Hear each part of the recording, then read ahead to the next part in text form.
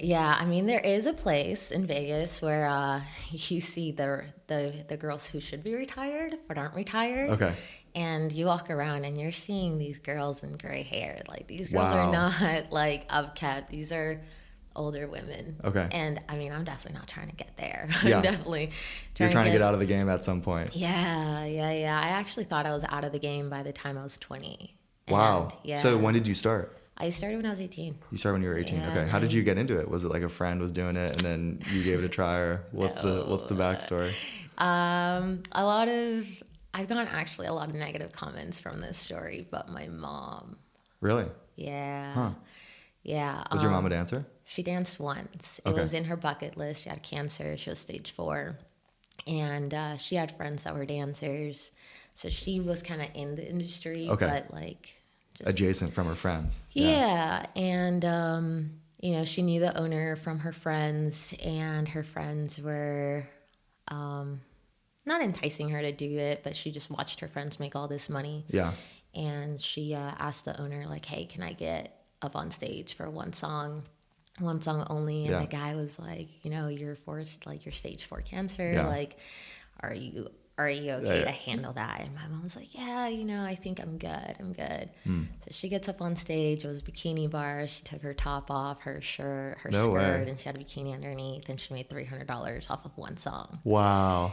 And I got told this story at 16. You know, we all go through that age where, like, we don't get along with our parents. We're just, like, fighting them. Totally. We're urging to, like, be our own person, but we Yeah. can't. Yeah.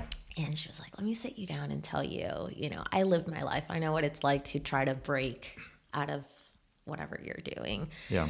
So she sat me down, told me this story, and literally the only thing I heard, aside from everything else, I made $300 in 3 minutes. I was That's like, so oh funny. wait, hold Yeah. on, what? Like Hold averaging up. out, you made $100 per minute. That's wild. That's wild. And she was like, yeah, like, you know, it was one song, and I was like, wait, hold on, like, you took your clothes off, and people gave you money to do that? Yeah. Like, And that's a she's thing? like, yeah. Yeah.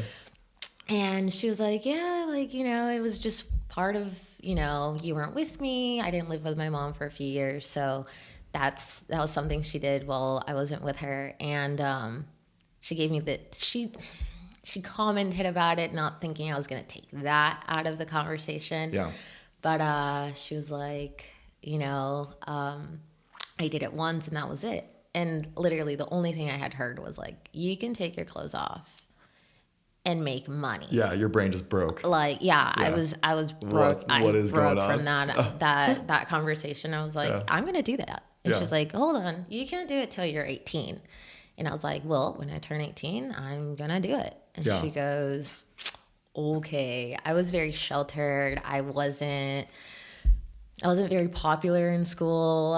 I didn't go to parties. I didn't drink. I didn't Really? do drugs in high school. Yeah, I was very like, I was a homebody. Wow. That and- surprises me. Yeah. I would not guess that. Yeah, I was not the popular girl in school. I didn't go to parties. I was Really? literally sheltered. Yeah. No way. Like, did you have did you have like a core group of friends, or was it more like you kind of chilled with your family? I or- had friends, but that was the thing. They could all come over, but I couldn't go out.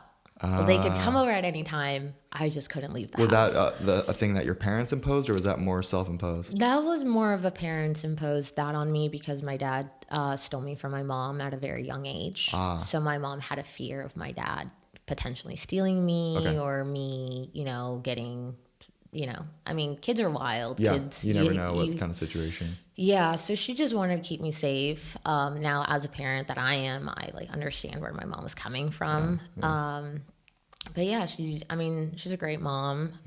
She gave me this idea, and at age of 16, I was like, future plans. You Yeah. know, when I turn 18, I'm gonna do that. So a few years later, I was a week from being 18. I got home. She was doing the dishes, and I'm like, Mom, I'm gonna do it. Yeah. She goes, do what? I was like, I'm gonna be a stripper. And she was like, what? And I was like, yeah, I'm gonna do it. And at that age, like I was still a virgin. I had not been exposed to sex. Okay. I had a boyfriend, but never anything, you know, like you go from like a sheltered life. Yeah. You're not a sexual teenager, Right. sex angst teen, right? Right. And then you want to expose yourself to like this sex industry. Right. And the only thing that really clicked in my mind is just making money. That's all I cared about. I didn't care really about anything that came afterwards. I just wanted that, like, I just wanted to make money. Yeah. And she turned around, she dried off her hands, and she said, you know, if you're going to be a stripper, don't be one of those.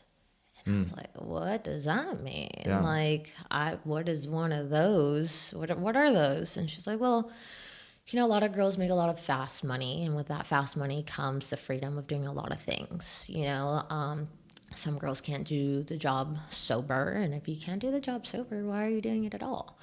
So that really clicked into my mind. My mom was also, you know, don't waste your money on tattoos, piercings, things that make strippers look bad, right? Like a girl's walking down the street, and you're like, oh, she's the odd one out. Okay. You know, like those types of things. Like something that would make you obviously a stripper? Is that what your mom was Yeah, saying? Okay. like she was just like trying to maintain, like, the stripping is a fantasy, right? It's not the real world. Right. Keep the fantasy a fantasy and be you outside of Yeah, work. it's almost like a movie. It's almost like you're an actor. You're on stage. Yeah, for a little bit. you're trying to be you're trying to live two different lives at all given points of the day, and she didn't want me to do something permanent that could affect me later on in life. And she just didn't want me to get that recognition as a very young individual and doing crazy things to my body and then being outed for those things, I guess. Like, just, I don't know, just like stay clean. She didn't want you to have like permanent ramifications from it, or at least as something like that. Do you think? Or Well, my mom's also, she's Latin, so I don't know if you've ever heard the joke, like Latin moms, once their daughter get a tattoo, dyed their hair, they're like, oh, my son's you know, he's a gangster. Like, he went to prison. We were like, what? Like, he's doing drugs. And he, like, got one tattoo saying, like, mom. oh, so they like over exaggerate it. Absolutely. Yeah. So my mom's definitely that, like, old school, no tattoos, no piercings, no weird hair color. And I'm just like, new ages are coming. You know, there's not one person you see walking down the street that doesn't have a tattoo or doesn't have a piercing. So I found a loophole to it. So when I wasn't dancing, I got piercings. I got a tattoo. Got kicked out for that, by the way. 2020, the world shut down, so I dyed my hair blue. I love it. You watched the story on that on YouTube. So I found loopholes to like what she had said, but once I was a dancer, I never did crazy things like that. So that's kind of how I became a dancer. My mom kind of advised, not non-advising. Yeah. It was just a story time and took it way out of proportion. No. That's the whole point of the podcast is like, don't censor yourself. Like, give me the extended version. Because I want to hear it. You get more color there, you know, when you're not trying to be succinct. And I can see why people would react to that story negatively and be like, oh, your mom exposed you to this like quote unquote bad thing. But I think what's cool about it is like, you didn't have to discover it on your own, hide it. Or the bad way. Or the bad way and get sucked into it and then have to come and like kind of, I don't know, in some shameful way try and talk. Like your mom was open about it. And I think that's like, I think actually what your mom did was a huge act of courage because she wanted to do this thing. She knew people would maybe judge her for it, but she still did it anyway. And like she made that decision and like her cancer was an impetus for it. But that's cool. That means like your mom's a brave person, not she's, you know, like I feel like that's it's not a bad story at all. It's just like a story of courage more so. Yeah.